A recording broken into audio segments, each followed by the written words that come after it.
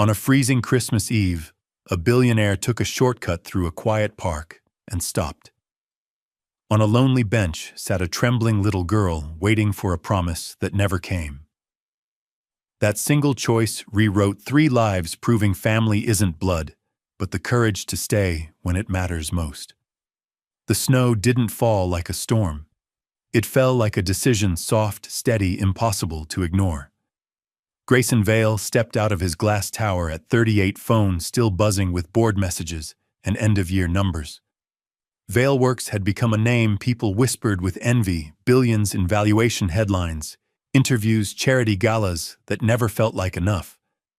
But tonight wasn't supposed to belong to Valeworks.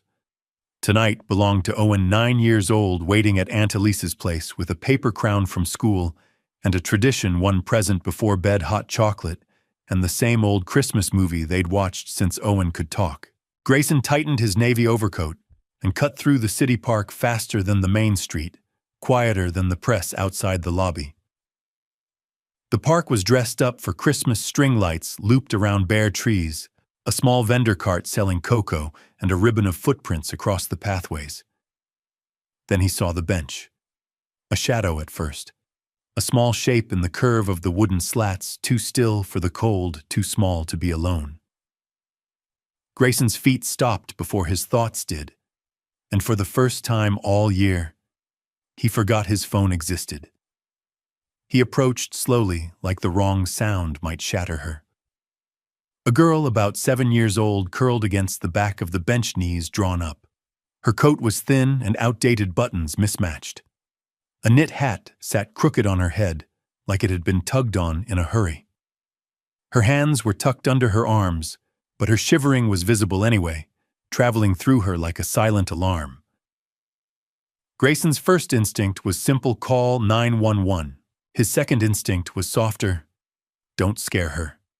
He crouched at a respectful distance, voice low, steady, CEO calm turned human. Hey, sweetheart, can you hear me?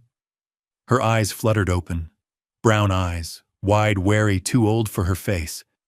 She tried to scoot back, but the bench boxed her in. Please, don't, she whispered, breath trembling in the air. Grayson lifted both hands, palms open. No sudden moves. I'm not here to hurt you. I'm here to help. He slipped his scarf off and held it out like a peace offering. You're freezing. What's your name? A beat. 2 beats. Ivy, she said, like the name was the last thing she still owned. Ivy, Grayson repeated gently, as if saying it correctly mattered. I'm Grayson. He glanced around the park. Families hurried by with shopping bags. Couples laughed under the lights. Nobody looked at the bench. That part hurt the most. Grayson kept his voice calm. Where's your grown-up Ivy? Her chin quivered. She swallowed like she had to push the words out. My mom, she said. She had to go away for a little bit. Where did she go? Ivy blinked fast. I don't know. She said to wait. On the bench. Right here. Tonight, yesterday. Ivy's voice cracked. Or maybe, I can't remember. That sentence hit harder than any headline Grayson had ever read. Grayson wrapped the scarf around her carefully, making sure he didn't touch her skin without warning. Okay. You did the right thing staying where she told you, but you shouldn't be out here in this cold. Ivy's gaze dropped to his coat, then to his watch, like she didn't understand why someone who looked like him would stop. Are you hungry? He asked. She hesitated, then nodded once, small and ashamed. Grayson stood scanning for the cocoa cart. I'm going to get you something warm. I'll be right there. I won't leave you. Her eyes flared. People say that. Grayson didn't flinch. He lowered himself again. You're right. People say things. I'm going to show you. Then he did what he should have done first. He stepped back and dialed. 911, I found a child alone in the park. She's cold and needs help. While waiting, Grayson bought hot cocoa and a plain pastry, nothing fancy, nothing complicated, something a child could eat without feeling watched. He returned, kneeling again, keeping distance. I got this for you, he said, placing the cup carefully on the bench beside her. It's warm. Ivy held it like it was fragile. Her hands shook so badly the lid clicked.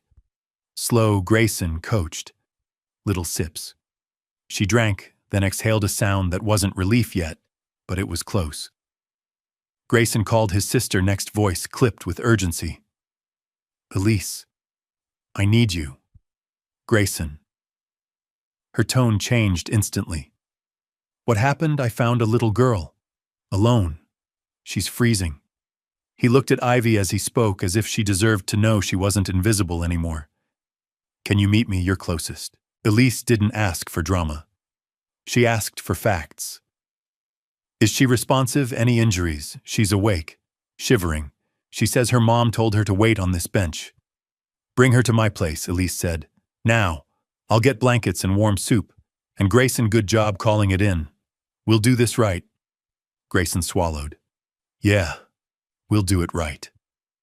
Ivy watched him like she was reading the truth off his face. Are you taking me? She whispered. I'm taking you somewhere safe, he answered. And the police will meet us there. That mattered.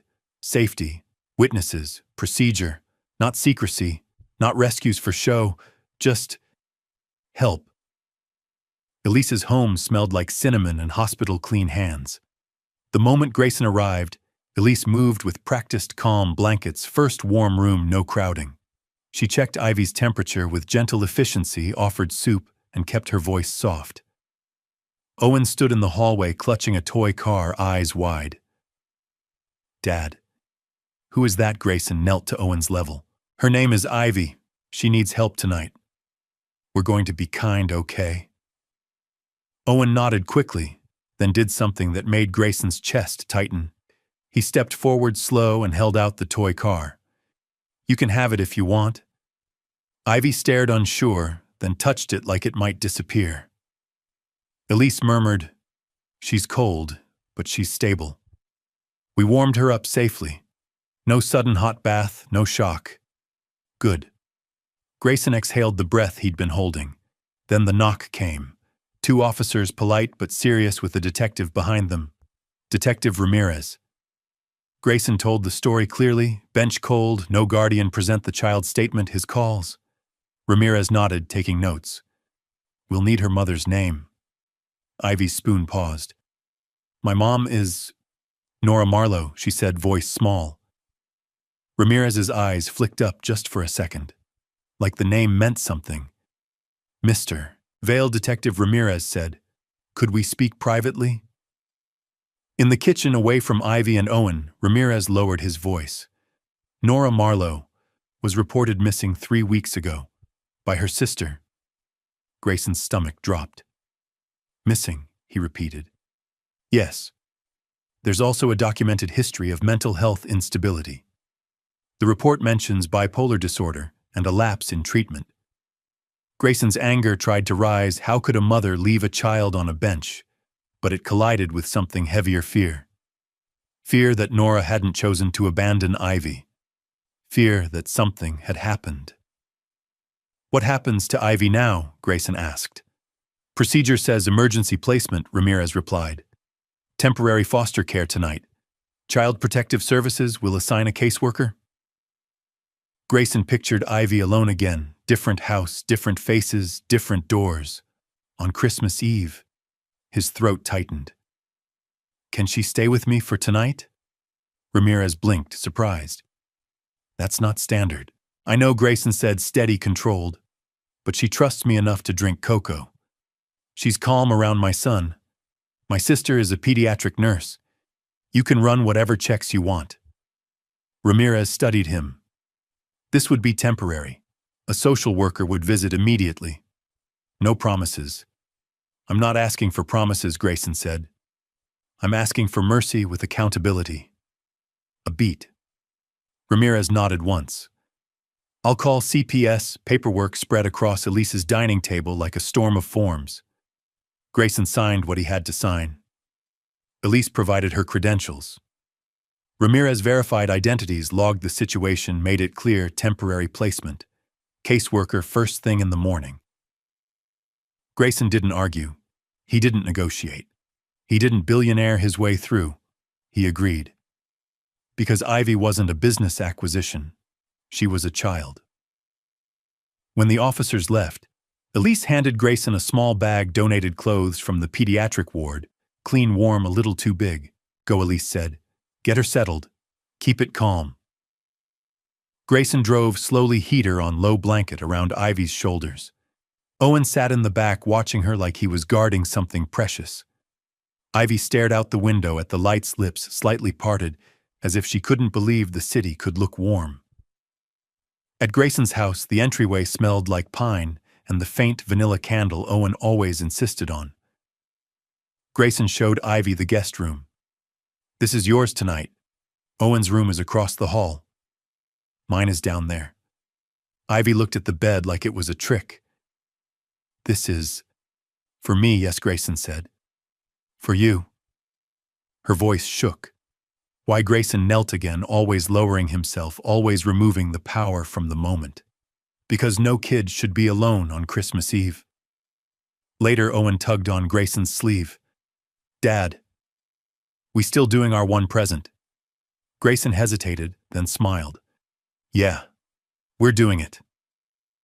In the living room, the tree lights glowed soft and gold. Ivy stood near the doorway, unsure where she was allowed to exist. Owen held a small wrapped box. This is mine, he explained proudly. But I can wait if she doesn't have one. That sentence, simple, earnest, hit Grayson harder than the cold had. Grayson reached under the tree and grabbed a spare gift bag, an extra ornament set he'd bought last minute, thinking it might make the tree feel less empty this year. He knelt in front of Ivy. This isn't perfect, he said, but it's yours. Ivy's hands hovered hesitant. Go ahead, Owen encouraged softly. It's okay. She opened it slowly as if fast movements were dangerous. When she saw the small ornament, a little snowflake, her eyes filled. I don't have money, she whispered. It's not about money, Grayson said gently. It's about being here. For the first time, Ivy smiled, not big, not loud, but real. And Grayson felt something crack open inside his chest. Not pity, something like purpose. After baths, warm pajamas, and a bedtime story, Owen insisted on reading because she might like the funny parts the house finally quieted. Grayson sat on the edge of his bed, phone in his hand, staring at the ceiling. He'd built companies, solved crises, managed mergers, but he didn't know how to manage this. A soft sound came from the guest room. Not a scream, something smaller. A child trying not to be heard. Grayson opened the door slowly. Ivy sat upright, tears running silently. I had a dream, she whispered. My mom was calling me, but I couldn't find her. Grayson sat on the edge of the bed, close enough to be present, far enough to be safe. The police are looking, he told her. They're going to do everything they can. What if they don't find her? Ivy's voice trembled. What happens to me? Grayson swallowed. This was the moment where adults usually lied to make children calm. He didn't. He softened the truth without breaking it. Then we take it one day at a time, he said. And you won't face it alone tonight. You're safe here. Ivy stared at him, searching. Then she whispered, barely audible, "Thank you for stopping." Grayson's eyes burned. He nodded once. "Thank you for letting me."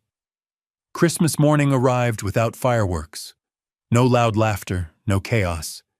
Just a pale winter sun slipping through the curtains and settling softly on the living room floor. Grayson woke before his alarm, the house unusually still. For a moment he wondered if the night before had been some strange emotional dream. But then he heard it, two small voices drifting from downstairs. He paused at the top of the stairs. Owen sat cross-legged on the rug near the Christmas tree, carefully lifting ornaments one by one. Ivy sat beside him, wrapped in a borrowed sweater, her legs tucked neatly under her, like she was afraid to take up too much space. "This one," Owen said, holding up a small wooden star, "is from when Dad and I moved here." He said it meant new beginnings. Ivy listened intently, as if every ornament carried a secret lesson she needed to learn quickly. Grayson cleared his throat gently. Both children looked up. "Merry Christmas," he said. "Merry Christmas," Owen replied, bright and easy. Ivy hesitated, then smiled shyly. "Merry Christmas." Breakfast was simple pancakes, sliced fruit, and hot chocolate. But Ivy stared at the table as if it were a feast. She ate slowly, carefully, checking Grayson's face as if asking permission with every bite. "You can eat," Grayson said softly. "There's plenty." Ivy nodded and took another small bite. Halfway through breakfast, the doorbell rang. The sound cut clean through the warmth. Grayson's heart tightened instantly. He stood already knowing who it would be.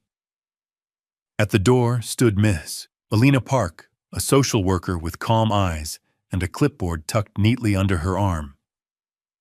"Good morning, Mr. Vale," she said kindly. "I'm here about Ivy." Grayson stepped aside to let her in. Ms. Park spoke with Ivy, first kneeling to her level, her voice gentle and unhurried.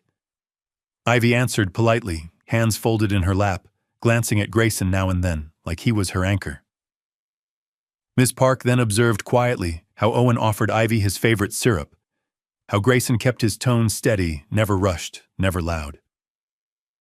After nearly an hour, Ms. Park asked Grayson to join her in the kitchen. "This is an unusual placement," she said honestly. "We typically use pre-approved foster families for emergencies." Grayson nodded. "I understand." However, she continued, "Given the holiday Ivy's condition and the bond already forming here, I'm extending the emergency placement through the weekend." Relief washed over Grayson, but it was quickly replaced by something heavier. Miss Park met his eyes. "But I need to be clear. This situation may not be temporary." Grayson swallowed. "I'm listening." Miss Park's voice was calm, but her words carried weight. "Ivy's mother is still missing," she said. "There are no relatives currently able to take custody. If we cannot reunify safely, Ivy will need a permanent solution." Grayson's chest tightened. "Permanent," he repeated quietly. "Yes," Miss Park said. "That could mean long-term foster care or adoption." The word hung in the air between them. Grayson looked past Miss Park through the doorway where Ivy and Owen sat on the floor, building a tower of blocks. Ivy laughed softly when the tower leaned, a sound so fragile it felt like it might vanish if someone spoke too loudly. "I need to ask you something directly," Ms. Park said. "Are you prepared to be considered as a permanent placement if it comes to that?" Grayson didn't answer immediately. He thought of the park bench, the snow ivies shaking hands, wrapped around a cup of cocoa. He thought of Owen asking if she could stay. He thought of the fear in Ivy's eyes the night before when she'd asked what would happen to her. "I won't pretend I planned for this," Grayson said slowly, "but I'm not walking away from it." Ms. Park studied him carefully. "This wouldn't be charity, Mr. Vale. It would be commitment. Trauma doesn't disappear just because a child is warm and safe." "I know," Grayson said.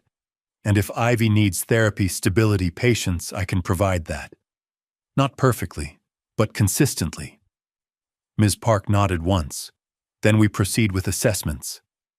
That afternoon, life tried to intrude. Grayson's phone buzzed messages from colleagues, a vague inquiry from a reporter who'd heard something. Grayson shut it all down immediately. No media. No statements. No access, he told his assistant. "This is a child's life." Upstairs, Ivy stood quietly by the window watching snow drift down. Grayson joined her. "Everything okay?"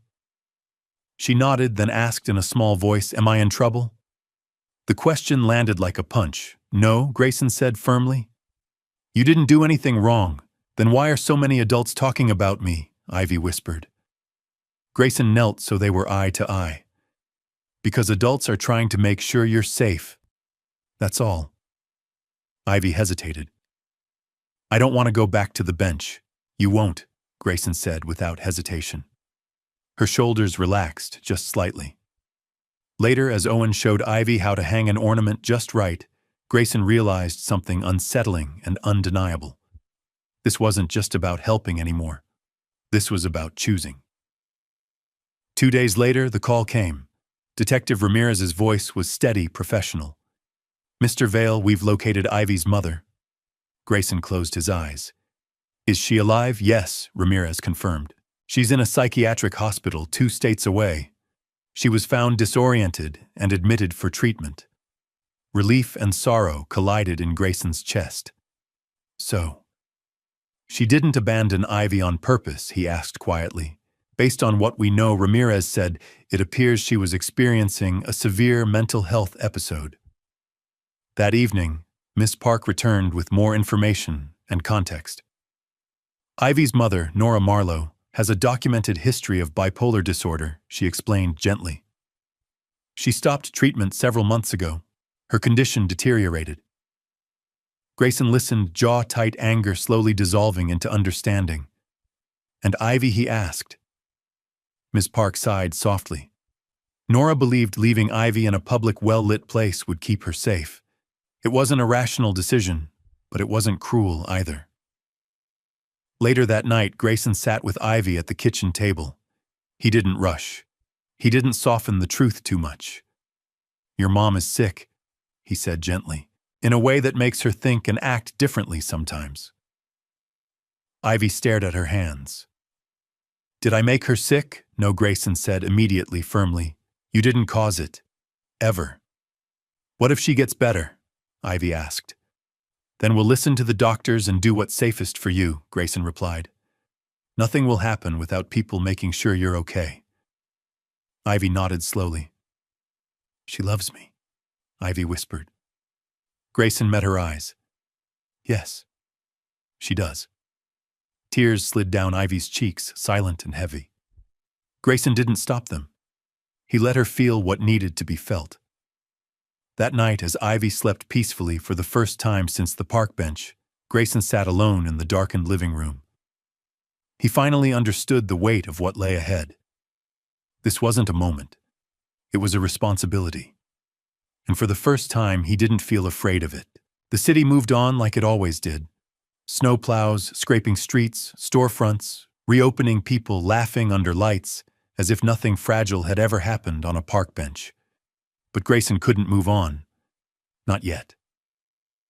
2 days after Christmas, Ms. Alina Park returned with a file folder that looked far heavier than paper should. She didn't sit down right away. She stood by the edge of the living room, as if she'd learned in this job that some news deserved space before it landed. "Mr. Vale," she said carefully. "We have contact with Nora Marlowe's sister." Grayson's spine stiffened. "Ivy's aunt," "Yes," Miss Park said. "Her name is Marianne Marlowe. She's willing to speak with you supervised so we can gather history and determine next steps." Grayson glanced toward the couch where Ivy sat with Owen quietly flipping through a children's book. Ivy's shoulders were still tense, even in comfort, as if her body hadn't accepted safety as permanent. "Let's do it," Grayson said. The video call was set for that afternoon. Ms. Park remained present both for procedure and for protection of everyone. When Marianne appeared on screen, Grayson expected a villain, a bitter relative, someone ready to blame the world. Instead, he saw a woman in her 60s with tired eyes and hands that trembled when she lifted a mug. Her hair was pulled back in a practical knot, like she'd long ago stopped doing things for beauty and started doing everything for survival. "I'm sorry," Marianne said immediately. Her voice cracked on the second word.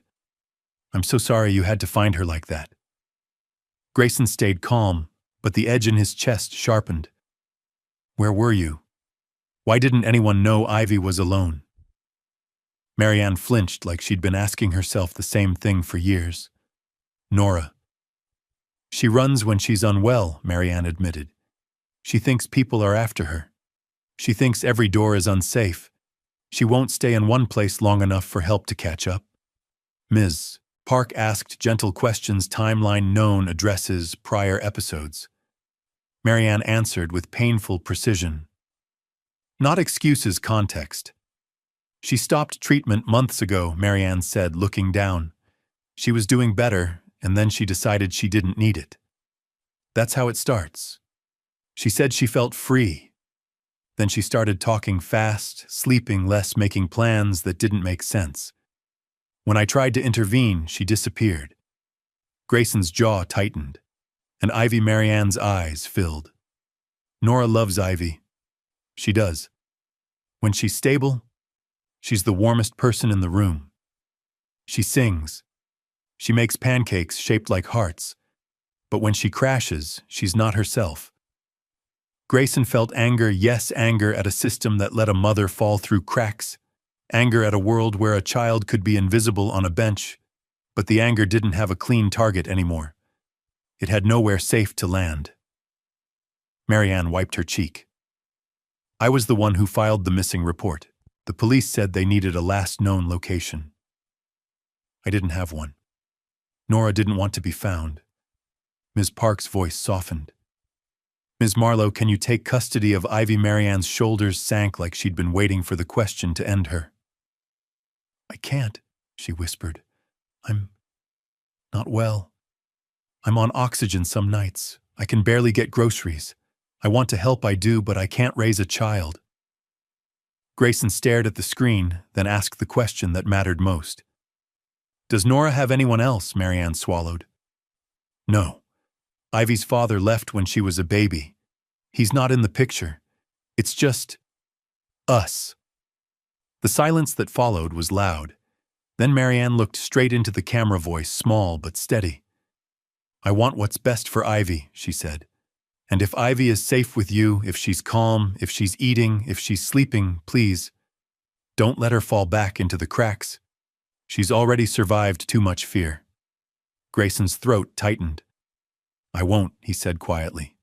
I promise. And somewhere behind him, a child's laugh floated from the couch. Owen reading a silly line, Ivy finally letting herself smile. Grayson realized something then. This wasn't a rescue story anymore. It was a decision the world was about to ask him to make over and over until his life rearranged itself around a little girl who'd once believed a park bench was the safest place she had. The park bench didn't stay in the park. Not really. It followed Ivy into the warmest rooms of the house in the smallest ways. How she sat near doors. How she flinched at unexpected voices. How she checked Grayson's face like she needed proof that kindness wasn't temporary. On the third night after Christmas, Grayson found her awake long past bedtime. She stood in the hallway in oversized socks, her hair damp from a bath holding the edge of her sweater like it was armor. He didn't startle her. He didn't say, "Why are you up?" like it was a problem. He just softened his voice and offered truth in small, safe pieces.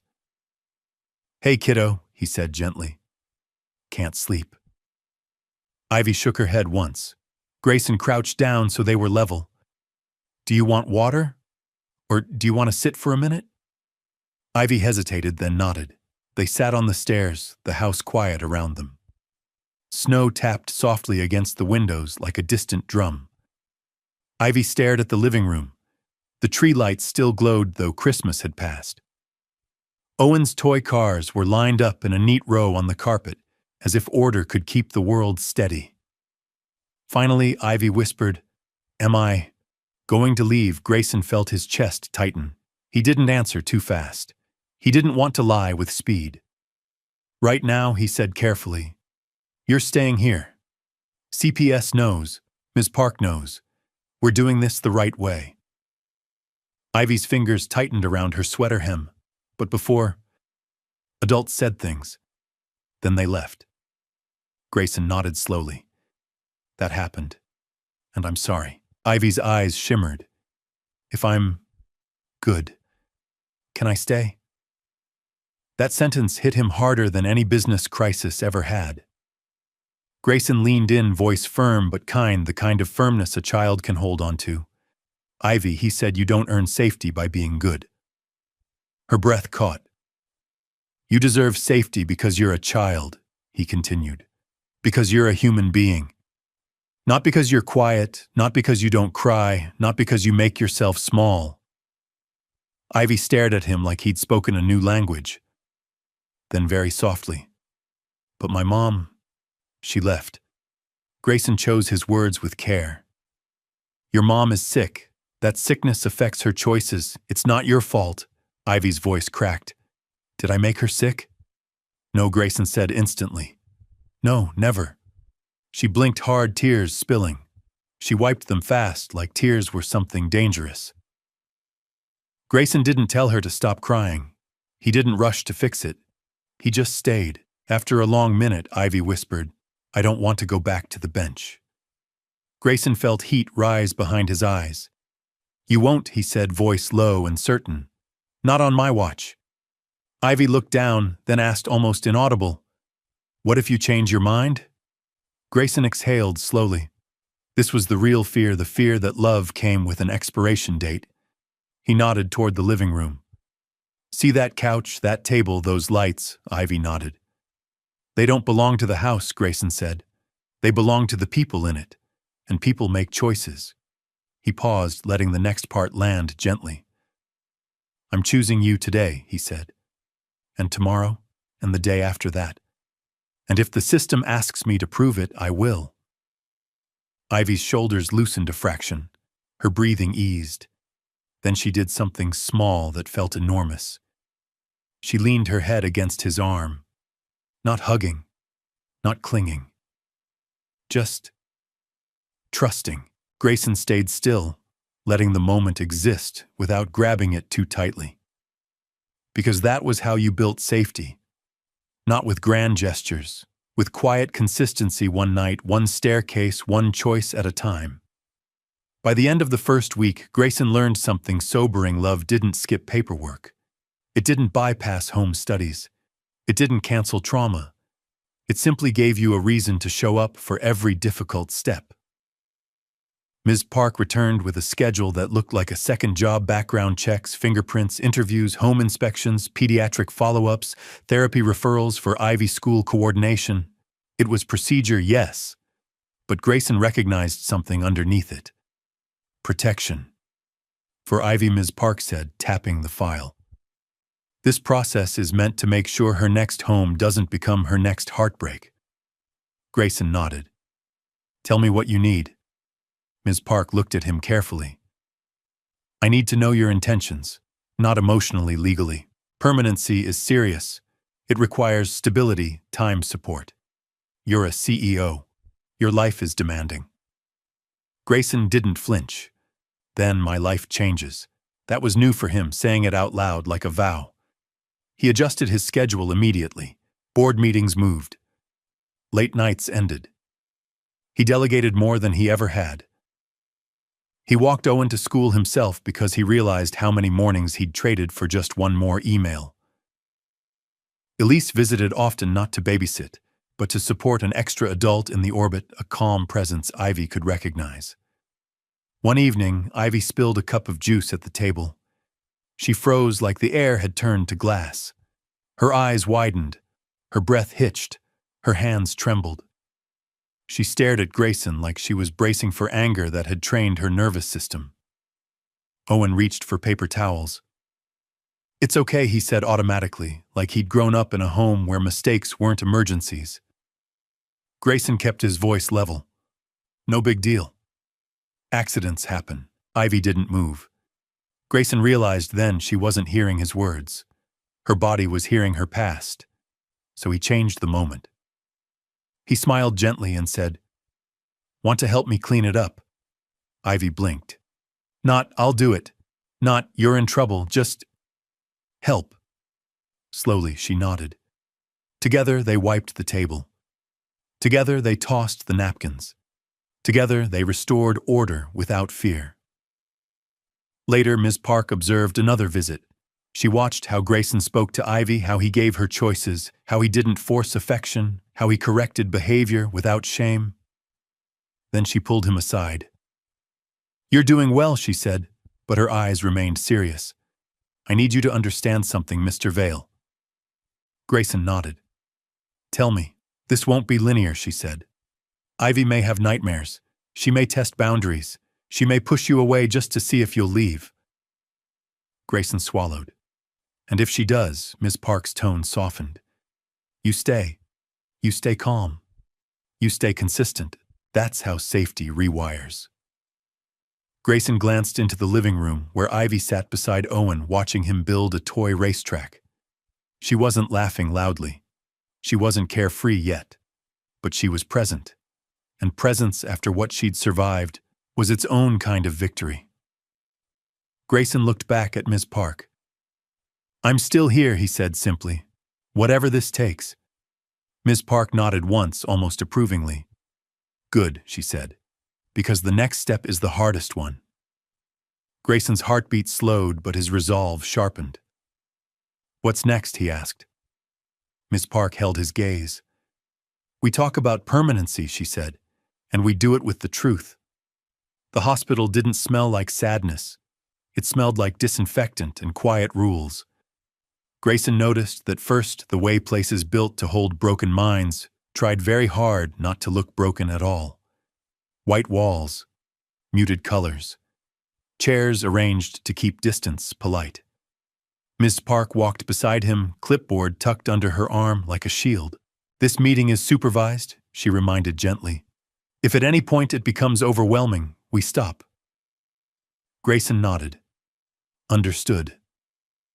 Nora Marlowe sat by the window when they entered. She looked smaller than Grayson had imagined, 30 years old, but worn by years that hadn't been kind. Her hair was brushed neatly, her hands folded in her lap, like she was trying to behave her way back into worthiness. When she looked up and saw Grayson, her eyes filled instantly. "You found her," Nora whispered. Grayson didn't rush toward her. He didn't invade her space. He stayed where he was, voice calm. "Yes. She was cold, but she's safe." Nora's shoulders shook. "I didn't mean to leave her like that." Ms. Park remained silent, allowing the truth to breathe.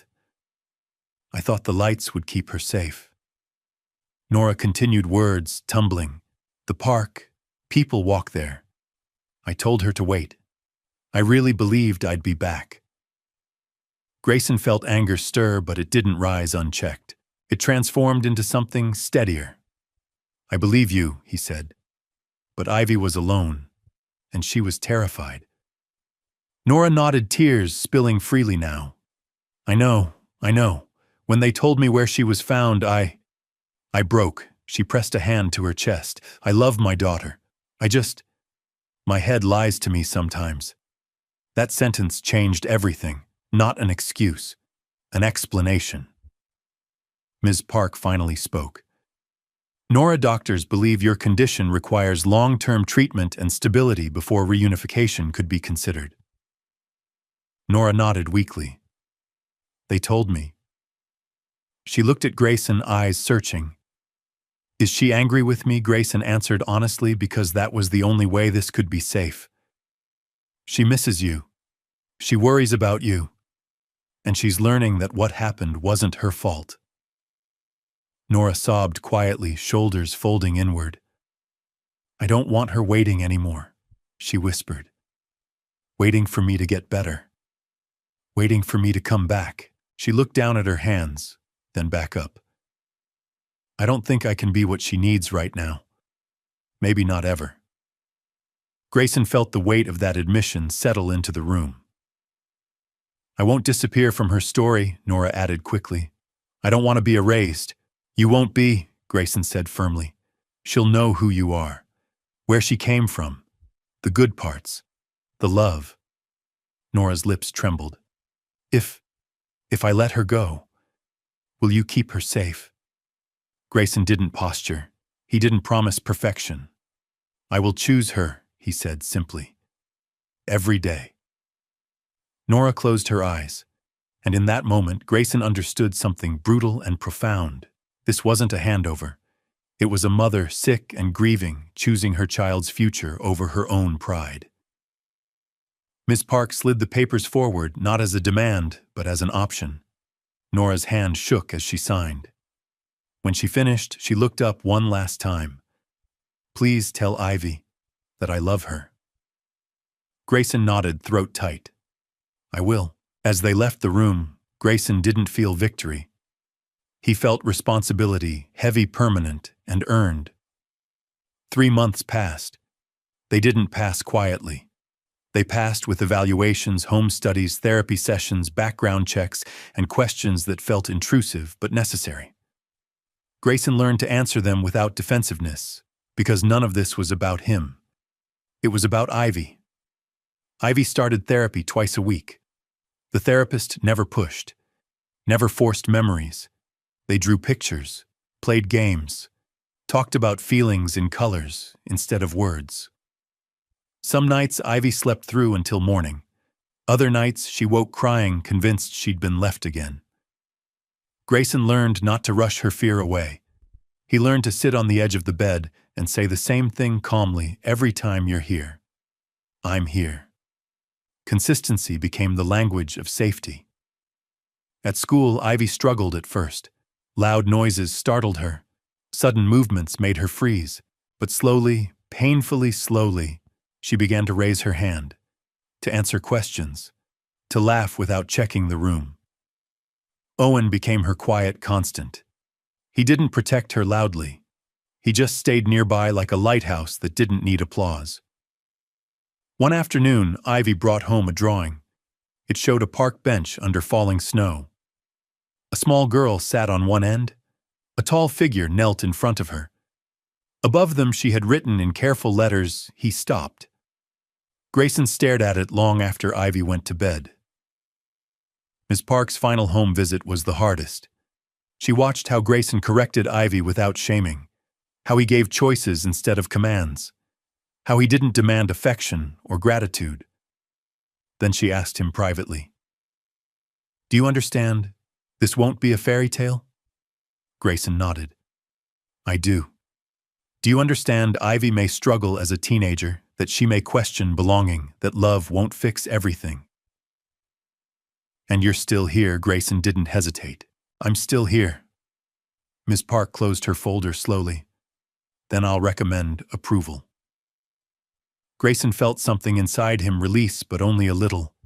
He knew better than to celebrate early, because love didn't end when the papers were signed.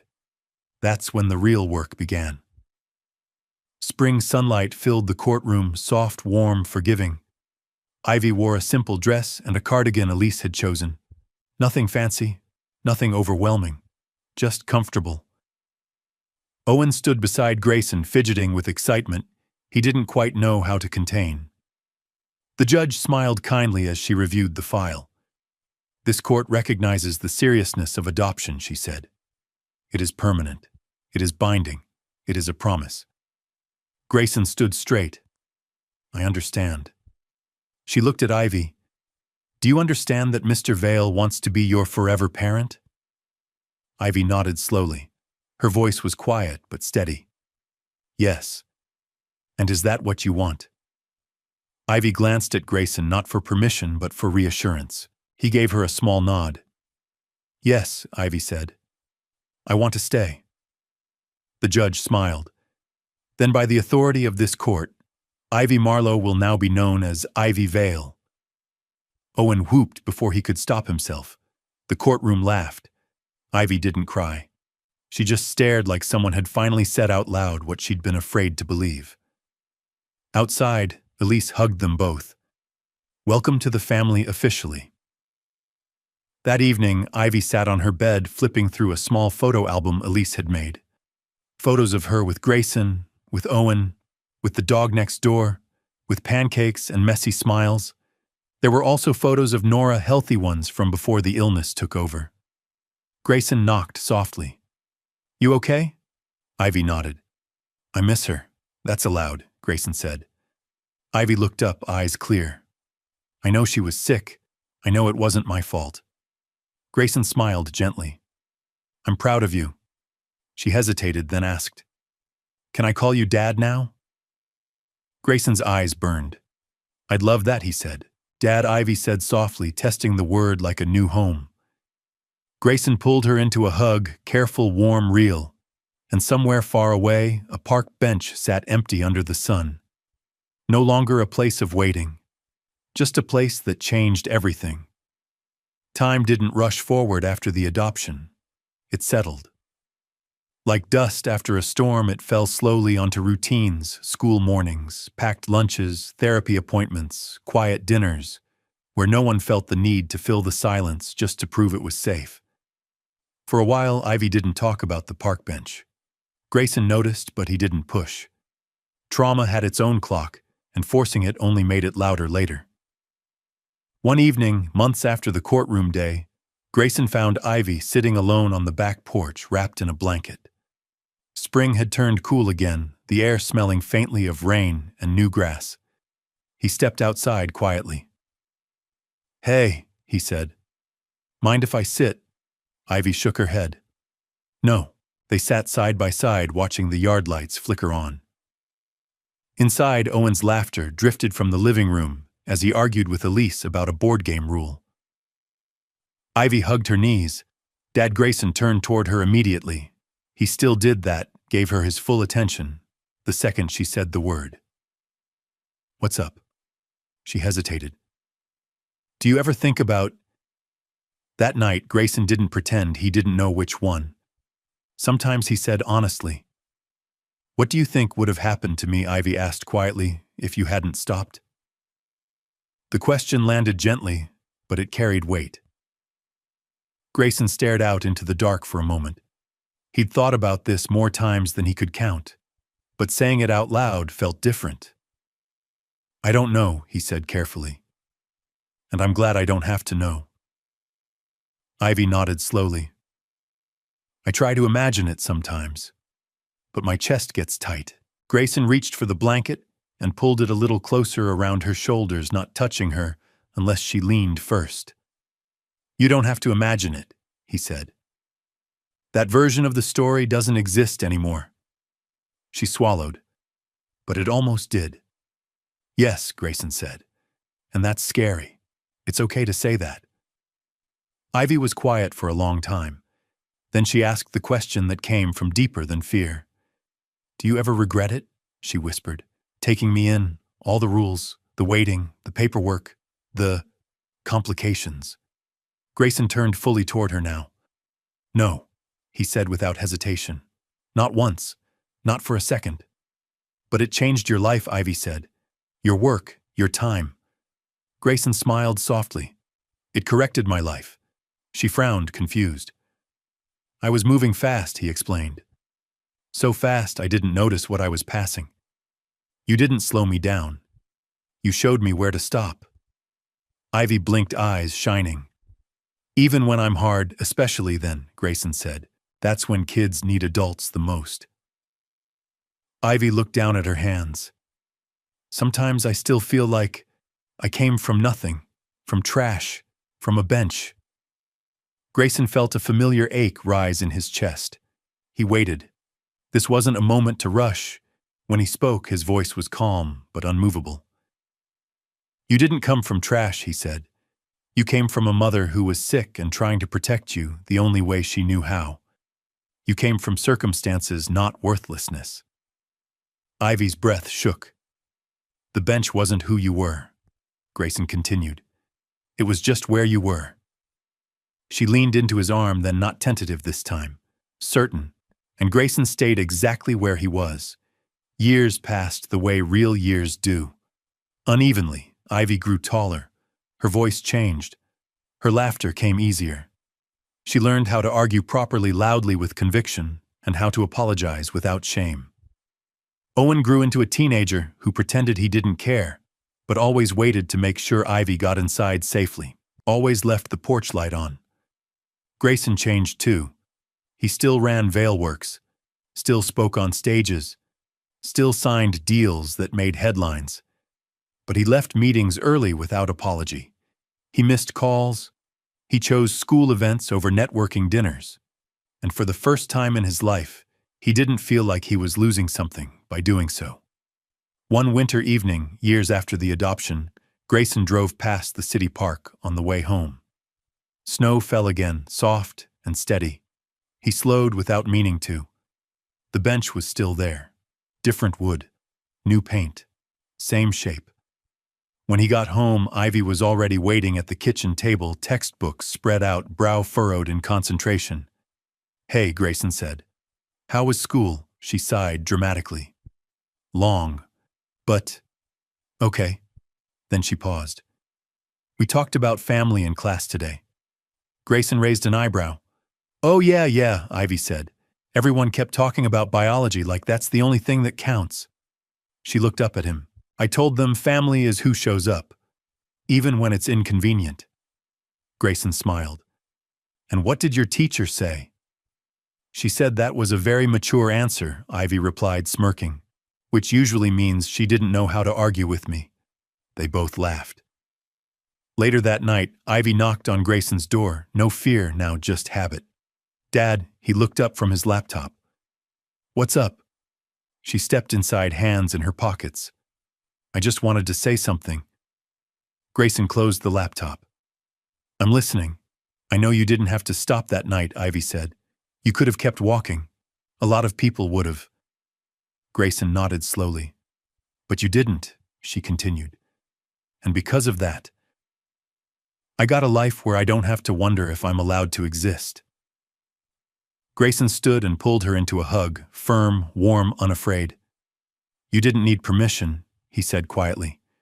You always mattered. Ivy's voice muffled against his shoulder.